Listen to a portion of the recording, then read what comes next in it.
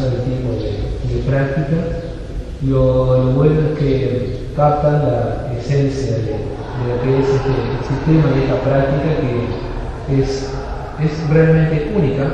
No hay cosas que se parezcan a yoga, y sobre todo algunos detalles que tiene la práctica, pero en sí la práctica de yoga, el hecho de acercarse a algo que puede uno utilizar en cualquier momento, es simplemente maravilloso. Para los que conocen algún otro tipo de disciplina, hay cosas muy buenas por ahí, pero ninguno es capaz de generar lo que genera yoga. Por alguna misteriosa razón, hay 6.000 años de historia que avalan la presencia de ese sistema. En tanto y cuando otros sistemas aparecen y desaparecen, el que va quedando es el viejo y querido yoga. Por algo estamos en caso tecnológico. Entonces, ¿qué significará eso? Y bueno, es cuestión de descubrirlo. Por algo se sostiene. Se dicen muchas cosas, incluso hasta se podría convenir de que el yoga parecería que estuviese puesto en la genética humana. Y lo que pasa cuando nosotros venimos a clase o participamos de experiencias como esta, o de cursos, o seminarios, o lo que sea, es que la actividad te hace recordar algo que vos ya tenés. Entonces, si es algo que naturalmente ya lo tenemos y que lo recordamos a partir del momento que vamos a clase, es absolutamente natural. Está implícito en la naturaleza humana la práctica de yoga. Por eso, cuando se logra hacer correctamente, los resultados no demoran en aparecer, y uno desarrolla una gran calma, porque sabe y gana confianza de que por más arduo que sea el momento de la vida, o más ardua que sea la clase que se sigue, es la certeza de que ante una propuesta que tiene algunas dificultades, en teoría, cuando uno tiene confianza en la metodología y en la persona que lo conduce, el éxito está muy cerca. Hoy, que ustedes mismos decían, que se mueve un poco rápido y el ritmo de las cosas es intenso. Cuando uno se acerca a la práctica de yoga, que de por sí es algo lento, es lento el yoga, pero es lento por una razón misteriosa que el propio yoga maneja, y es que el objetivo final de la práctica es el conocimiento de sí mismo.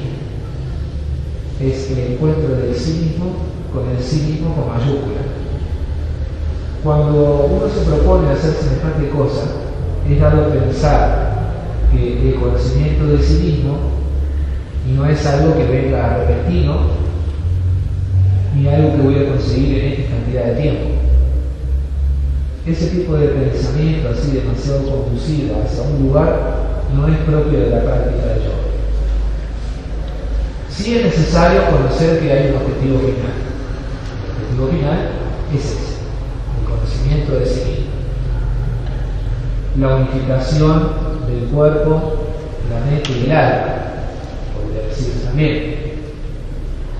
Pero en el medio hay millones de procesos que nosotros debemos pasar y sentir para lograr el objetivo final. En ese montón de procesos debemos empezar por la sanación de los aspectos físicos. Algunos compañeros dicen que lo han dejado de fumar, otras personas que lo recomendó el psicólogo, otras personas que lo mandó un médico, otras personas que otros lo recomiendan porque se sienten bien. Pero en general, todos empezamos por la cercanía de una sensación de los aspectos físicos. Y sucede que cuando llegamos a esta práctica, pensamos en los aspectos físicos, arrancamos por ahí, lo sentimos, la herramienta que utilizamos para trabajar es el cuerpo. Hace un rato hicimos movimientos articulares, hicimos el centro del sol, y todo eso es con el cuerpo. Hicimos relajación también al terminar. dejamos tendidos en el piso de arriba. ¿Y qué fue lo que dejamos tendido? El cuerpo. Quiere decir que nuestro cuerpo es una herramienta fundamental. Adentro del cuerpo está el alma. Entonces, cuando pensamos en esa cuestión, tiene que haber algo, un enlace que nos permita conectar el cuerpo con el alma. O al menos sentir esa conexión, porque en sí están conectados. Si no, estaríamos acá. Estamos conectados, nuestro cuerpo está conectado con el alma, con el mente y todo eso. Pero sucede que tenemos un gran problema, todos los humanos. Ese problema se llama mente. Y la mente es el gran obstáculo que tenemos por dentro. El mayor problema es la mente. Y la mente necesita un tratamiento especial, que nace desde el cuerpo. Por eso hacemos asanas. Los asanas son las posiciones de quedarse quieto. Uno forma un asana, ahora en un rato vamos a hacer una práctica de asanas. Uno forma un esquema corporal y se queda en él utilizando la respiración. Eso es cuerpo y energía. La vitalidad aparece en cuanto la respiración se logra proyectar de cierto modo. Y ahí empezamos a tener mayor contacto con los pensamientos, como decía la compañera allí, Rosita, ¿eh? Rosa. Empieza a haber una mayor conexión con el universo interior, con la mente, y empezamos a darnos cuenta de los procesos mentales que nosotros tenemos.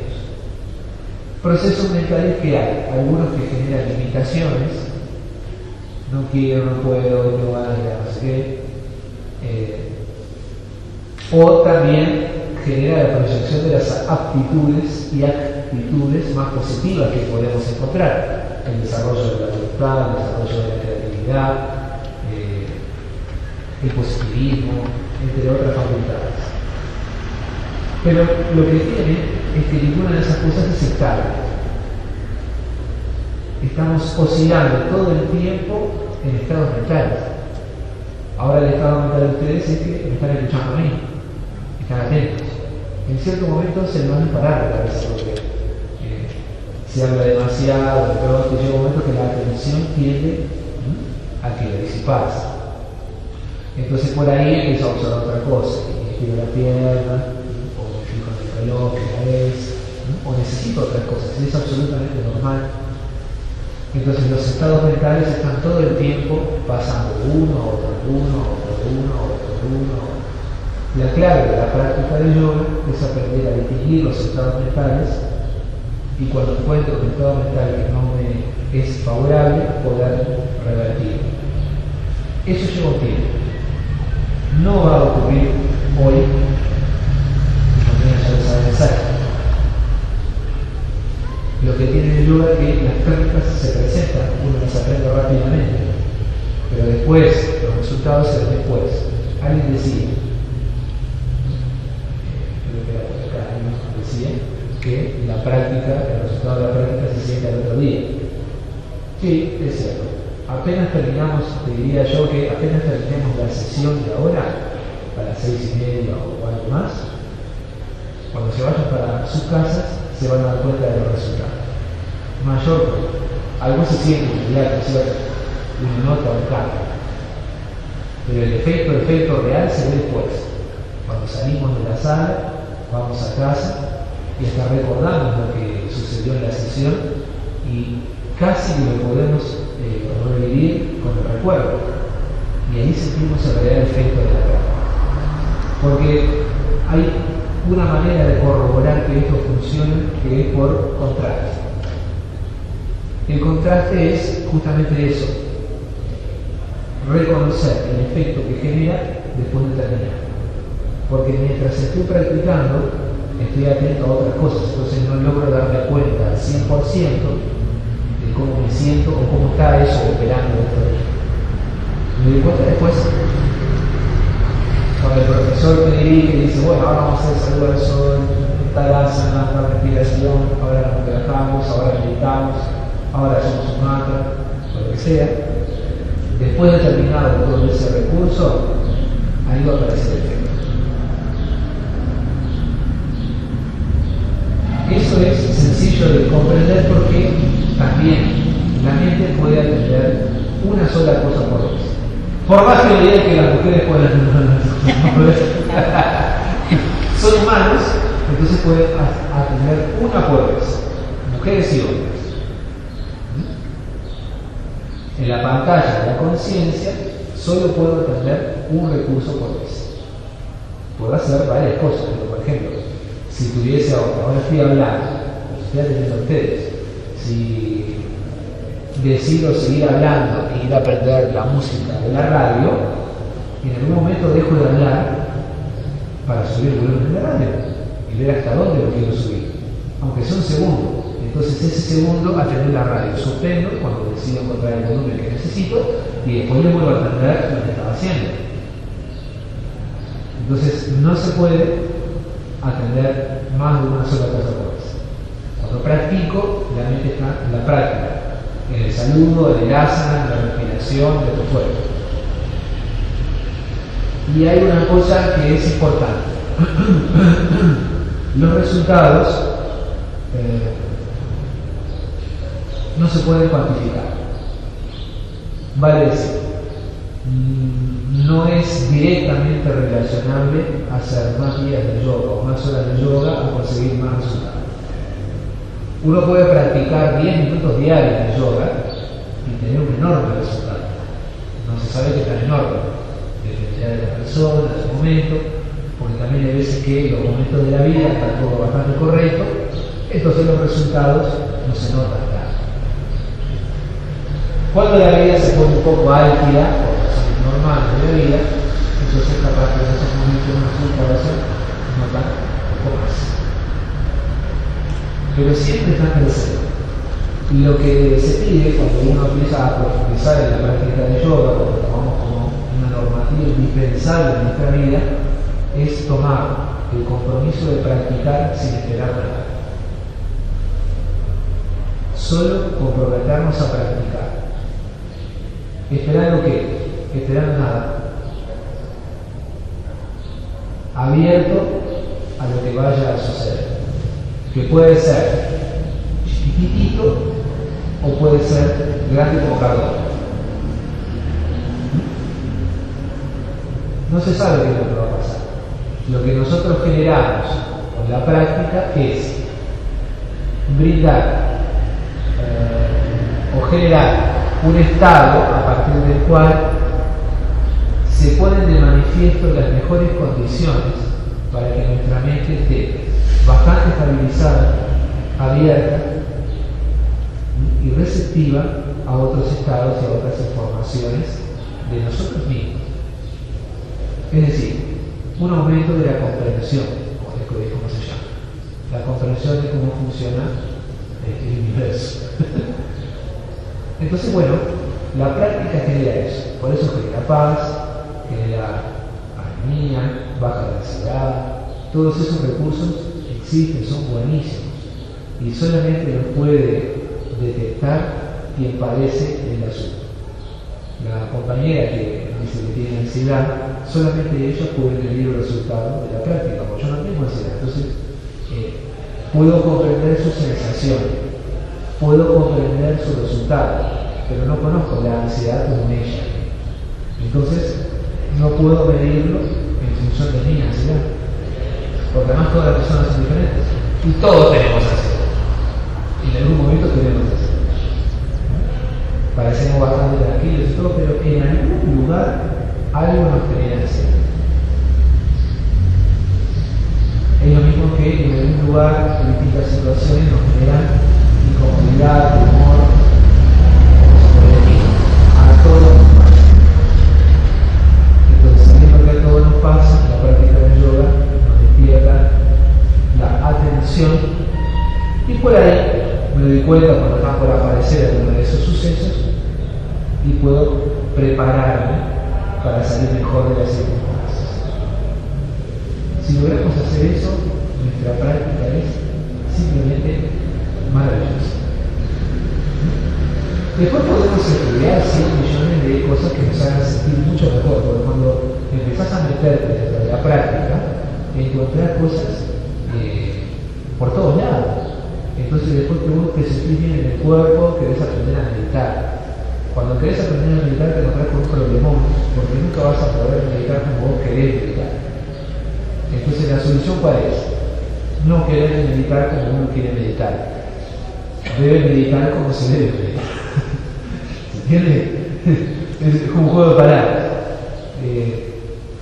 En la meditación no va a suceder jamás, por ejemplo, que les ahorro tiempo, no va a suceder jamás que la mente quede sin moverse. No va a suceder. Entonces no pierdan tiempo cuando vayan a meditar en pensar eso, porque no va a suceder. Entonces lo que sí va a suceder es que hay cambios en el ritmo del pensamiento, hay cambios en el foco de atención, hay cambios respiratorios, hay cambios en el cuerpo. Eso sí se puede observar. Pero dedicarle tiempo a una cosa que no va a suceder no tiene sentido. No para, el pensamiento no para, porque es la naturaleza de la mente pensar. Ahora, cuando viene alguien y me dice, yo no puedo meditar, Gerardo, porque cuando me siento a meditar, cierro los ojos, me quedo en silencio, como vos decís, y siento como una catarata de pensamiento. Y hasta ruido escucho del pensamiento. No puedo meditar. Y resulta que su meditación fue fantástica, porque se dio cuenta a partir del silencio de cómo está su mundo interior y tiene la mejor posibilidad de poder transformarse. Por eso el nombre de la jornada, una oportunidad de transformación. Bueno, ¿alguna pregunta?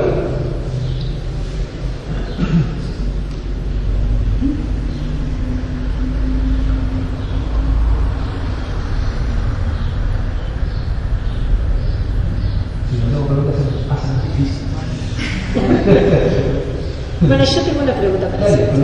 Hay otra señora acá, Cardona, que enseña yoga también. Sí. Y yo he oído que ella se maneja en el plan astral. ¿Qué quiere decir eso? De yoga al plan astral, eso. Bueno, primero no conozco la corriente. Es una señora de esto. No, pero no importa. Me refiero a que no puedo evaluar. Si la conociera no la evaluaría tampoco. Pero sí te digo una cosa, la práctica de yoga es bien de este plan y no de otro. Tiene posibilidades a partir del uso de la meditación, de conectarte con otras dimensiones, no importa cómo se llaman, pero no ha de ser dentro de la práctica de yoga un objetivo conectarse con lo que se conoce como el plano astral. El plano astral es un plano de conciencia, un nivel de conciencia, donde aparecen fenómenos que algunos nos consideran fenómenos místicos, donde se genera ese fenómeno que se le llama el desprendimiento astral o el viaje astral, que como valioso para la vida no tiene absolutamente nada, no te sirve para nada. No sos mejor persona por hacer un viaje astral. ¿De acuerdo? Es un fenómeno místico que les voy a pasar un dato, todos lo hacemos. ¿Saben cuándo? Cuando nos vamos a dormir. Cuando nos vamos a dormir cambiamos de dimensión. Entonces el cuerpo, la fisiología del cuerpo genera todos los recursos para mandarse a dormir y la mente se va, se ausenta, se va al plano astral. Los yogis muy avanzados logran un estado intermedio y quedarse en él. O sea, los tipos están dormidos pero tienen conciencia de su sueño, por consiguiente tienen conciencia de su paso por el mundo astral, ¿correcto? Pero nosotros nos dormimos y es como que hay un corte y vuelve tu conciencia cuando te despertás al otro día. Ahora, ¿qué hay de valioso en ese plano? Nada. No hay nada. Se comenta que vos en ese plano te encontrás con otros astrales, con otras personas, con otros seres. El astral tuyo, por ahí no. Te encontrás conmigo, esa noche nos vemos ahí. Y tenemos algún tipo de charla. A veces sucede que en el plano astral uno logra tener un atisbo de conciencia y lo que decimos un sueño. Anoche soñé con fulanito que estábamos conversando, no sé qué. Bueno, tuvo conciencia del astral. Entonces, en algunos casos uno obtiene información ahí. Una información que puede ser valiosa para la vida. En ese caso sí. Pero gastar tiempo y energía en colocarse en esa situación, cuando se practica yoga con compromiso y con dedicación, no es un objetivo a tener. Es más un asunto de dedicación que un objetivo que sirva para la vida. Nuestro objetivo es lograr de nosotros lo mejor. Ese tipo de fenómeno no genera de nosotros lo mejor. De ninguna manera. Es más, algunas personas que tienen una dura su mente para sus constantes es poca, le desinfla el ego. Entonces después lo cometen. Eso es importante por ese tipo de cosas. Entonces tiene doble problema, que se enganchó con una experiencia que no le estaba aportando, se le infló el ego, entonces tiene dos problemas. Bien, eso puede generar un tercer problema porque genera más relacionamiento con los demás, más pior. ¿Qué? Claro, ¿sabes qué quiero que explique? Porque ella dice que me nombraron cantidad de veces, ¿no? Sí. Pero yo siempre les digo a ellos que lo que ellos consigan, logren, los beneficios son de ellos, no míos. Yo solo les enseño el método y cómo lograrlo. Pero lo que logran ellos es mérito de ellos y no mío. Porque esta persona o aquella persona me enseñó yoga, aprendí, con aquella no, que ellos sientan que es un camino que uno le da para que ellos conozcan cómo lograr el objetivo, pero que lo que ellos logran es solo de ellos. Sí, pero yo estoy de acuerdo contigo. A mí me pasa también con los alumnos míos que ellos dicen que yo les hago de la comunidad de Cancún y les comento exactamente lo mismo que yo les decís. Que en realidad lo que hace la experiencia es la persona. Nosotros, tanto Cecilia como yo, y ahora próximamente Lorena también, cuando dirija con mayor dedicación su clase, nosotros somos simples herramientas para el yoga. Así como para un carpintero es indispensable un martillo y un clavo, un serrucho, para el yoga es indispensable un instructor. Entonces, en el caso nuestro, somos herramientas indispensables para el yoga. Pero también es indispensable el practicante, aún más indispensable, porque el instructor es uno solo. Y los practicantes que siguen al instructor lo hacen por empatía, porque se sienten bien con la onda de ella o con la onda mía en este caso, pero lo que hacen a la práctica, el factor más importante es el discípulo, es el que está siendo conducido. Eso es cierto. Y es importante que nuestro instructor, ¿cómo decir eso? Es un punto fuerte de ella si dice eso, porque ella muestra una posición cultural muy importante. Así que tiene una excelente profesora.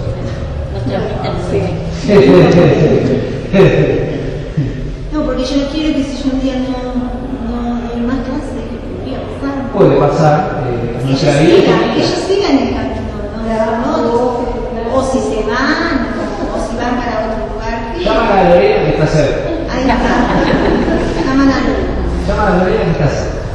Muy bien. ¿Bien? Es importante eso. Uno es una realidad. A mí me pasó con mi profesor. No tengo profesor, se murió. Entonces lo que queda es encontrar un compañero de ruta que esté un poquito más adelantado que uno. Y por suerte encontré, lo conozco de hace un montón de años, pero ahora estamos bastante cerca. Entonces se puede compartir siempre que hay más significado de hacer esa cosa.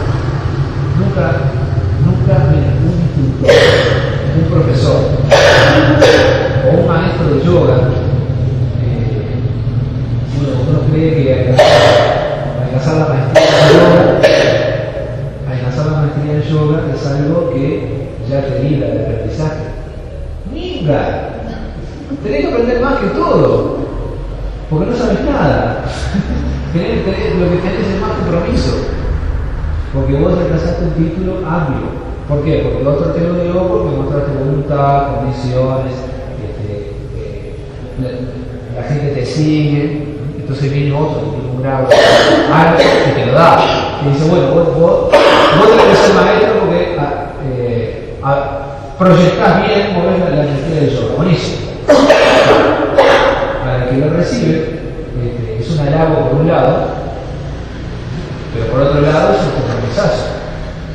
¿Ya? Porque tenés que seguir estudiando más, mejorando más tu práctica. ¿Por qué? Porque si me dieron esa responsabilidad, es porque el propio yoga te la puso a través del otro. A mí me tocó, yo tengo un curso de yogacharya en yoga. Habitualmente no lo uso, ahora lo tengo que empezar a usar. Y es un compromiso mayor porque tengo que estudiar el triple. ¿Para qué? Para que cuando alguien me invita como Cecilia, las personas que vienen como ustedes encuentren lo mejor. Hay que prepararse para venir y brindarles una charla, acercarles prácticas, ofrecerles experiencias diferentes en que ustedes tienen a lo mejor practicar, o similares, porque también hay coincidencias, ¿cómo no? Entonces, las personas que tenemos títulos altos dentro de la práctica, no sabemos nada. Y les digo más, nosotros aprendemos de ustedes. Y aún peor que eso, o mejor todavía, nuestra evolución interior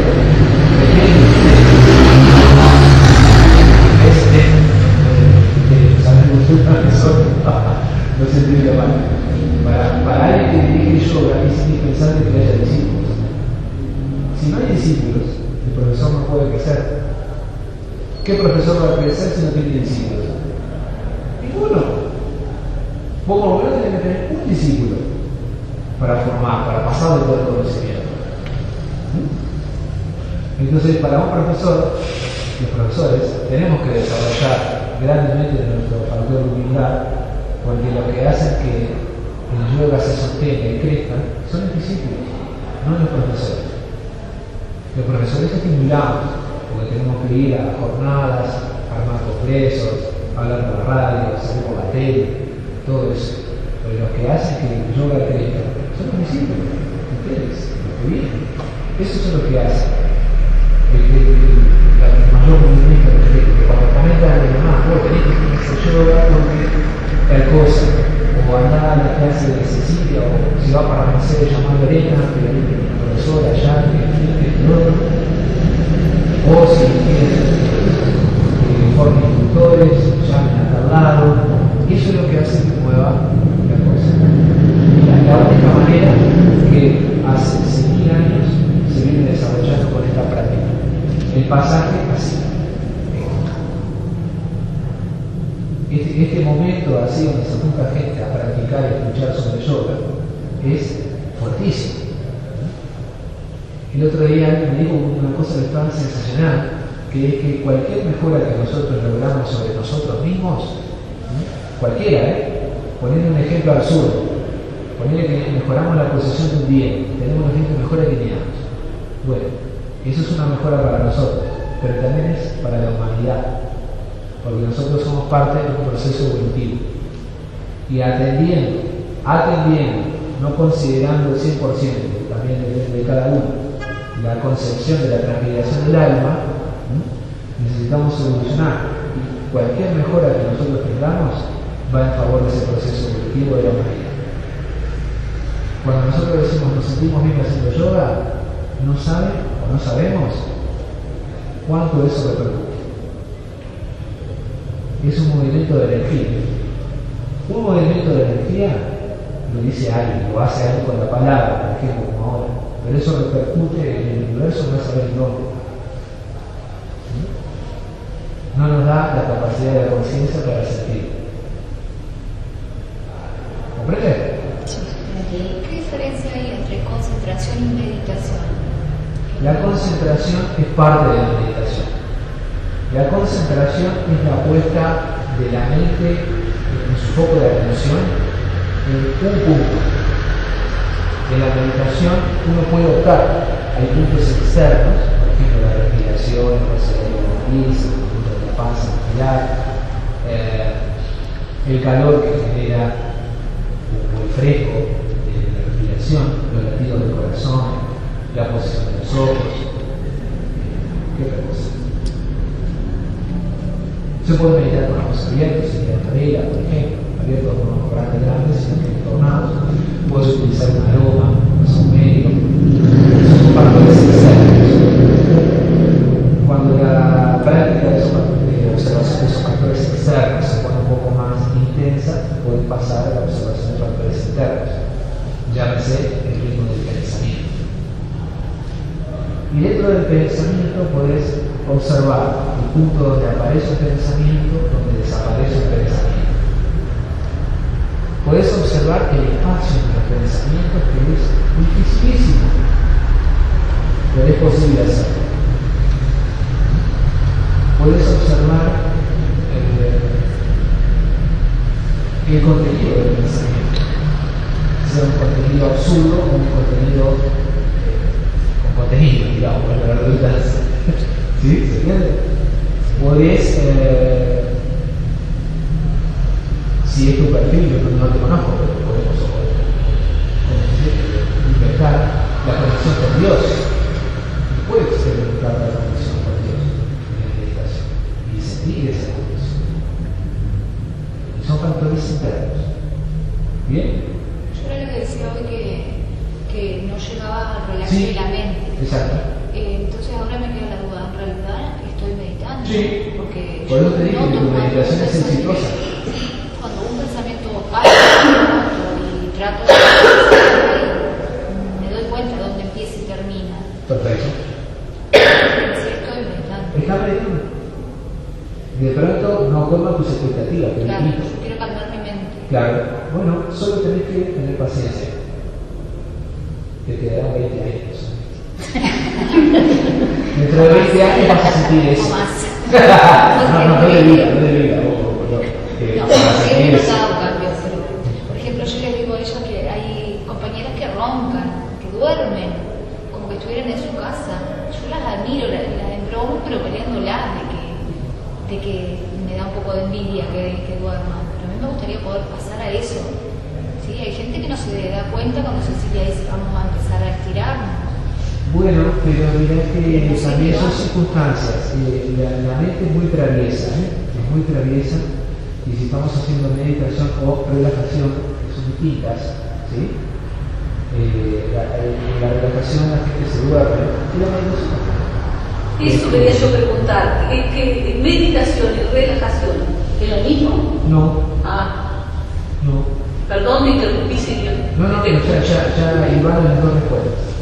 Cuando uno se pone a hacer relajación y está pasando por una situación muy estresada, o sea, sus cosas cotidianas están con mucho estrés, las personas no conocemos el punto medio. Ni de un estrés que podría hacerse así, la mano en alto, pasar a la relajación es hacer esto, es caer. Entonces no se conoce el punto medio. Por eso la gente se pone a relajar, se estresa a veces y duerme. Ronca, o tiene sensación de ausencia, pero no debe estar ausente, debe estar ahí. Yo le comentaba a Cecilia un día que me pasó una sensación extraña porque yo considero de que no me concentraba, que no meditaba como debía de hacerlo, que ella cantó el OM en un momento y yo sentí como que algo se me levantaba del cuerpo, no sé qué, pero a mí me quedó esa sensación, fue una sensación preciosa, fue la única vez que la sentí. Ella estaba cantando el OM, yo sentí como que algo se despegaba de mí y el cuerpo A quedaba. mí me pasó también, yo se lo siempre le pedíamos a ella que lo hiciera a ella, porque era una cosa que A mí me pasó una cosa. haciéndolo ella, no sé por qué, pero a mí me pasó. Bueno, manifestaciones de la No sé si es energía. el poder que tiene ella de concentración sobre el síndrome que lo roba. No es eso.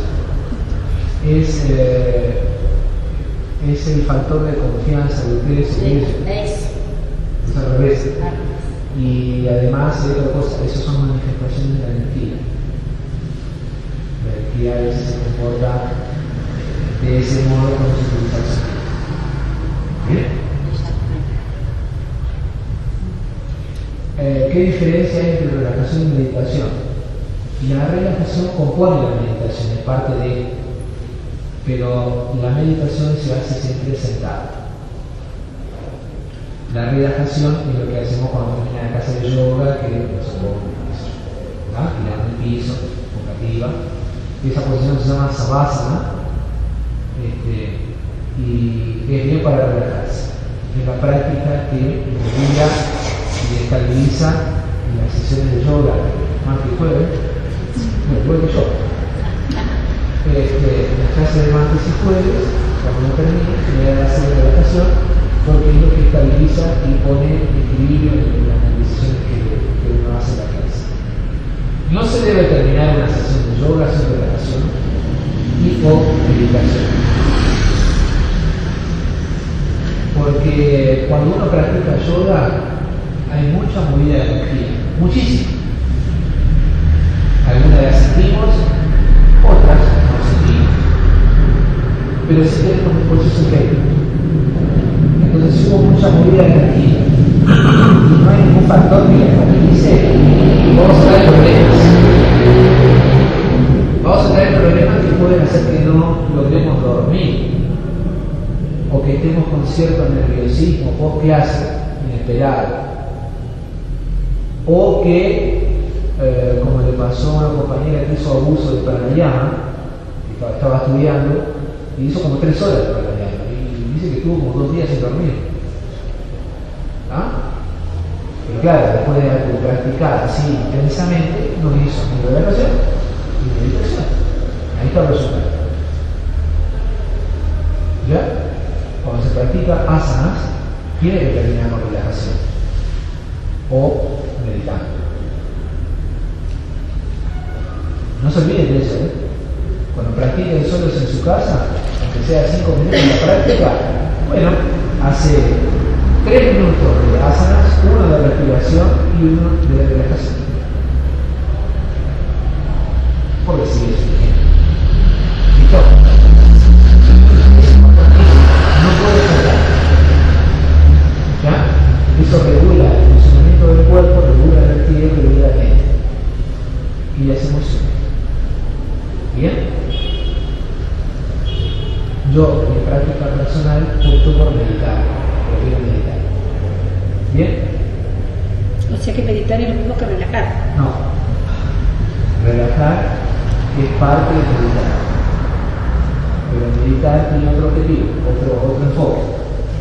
La meditación es un trabajo, una práctica que se tiene que hacer sí o sí sentado, por una cuestión de conducción y de circulación de la energía, y además sobre la mente y el efecto es otro.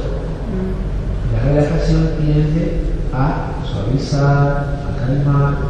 La meditación tiene un propósito que es ese, de suavizar y calmar, pero ¿para qué?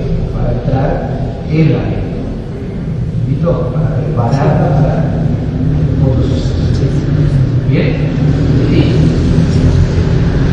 O sea que la meditación sería enfocarse en el pensamiento. Esa es una práctica. Para definirlo, digo. Es una práctica de meditación, esa que puede ser. La meditación se define como aquella técnica que se hace para la mente y para conocer el funcionamiento de la mente. Yo tengo un escrito de la meditación que dice que la meditación es una técnica y un fin en sí mismo. Porque el meditar es un estado, pero es un estado mental. Como es un estado mental, debo conocer el paso de los distintos estados mentales que tengo. Y la forma en la cual conozco los estados mentales es en esa posición, en esa técnica. Y aún más, si nos vamos hacia alguna de las formas de hacer yoga, hay una que se llama el Karma Yoga, que propone la búsqueda del equilibrio entre la meditación y la acción. ¿Cómo se comprende eso? Se comprende en base de que todo lo que hacemos son acciones. Hacia afuera, dirigir una clase de yoga, preparar la comida, recibir los amigos, la visita de los familiares, una beneficencia, todo eso es hacia afuera. La meditación son las acciones que hago hacia adentro. El equilibrio entre una y otra hacen a la actividad del karma yoga. ¿Bien? Ni una es mejor que la otra, las dos son buenas. Y dice Chopra, que está muy bueno, que cuando uno actúa, si hace cosas, digamos, uno participa en el movimiento de las cosas. Cuando uno se queda quieto a meditar, uno siente el paso del mundo por uno. Eso solo define todo. Piénsenlo. Uno participa del movimiento del mundo cuando actúa, cuando medita siente el paso del universo por uno. Piénsenlo. Después me piden correos electrónicos. Bueno, ¿algún otro comentario, pregunta, consulta?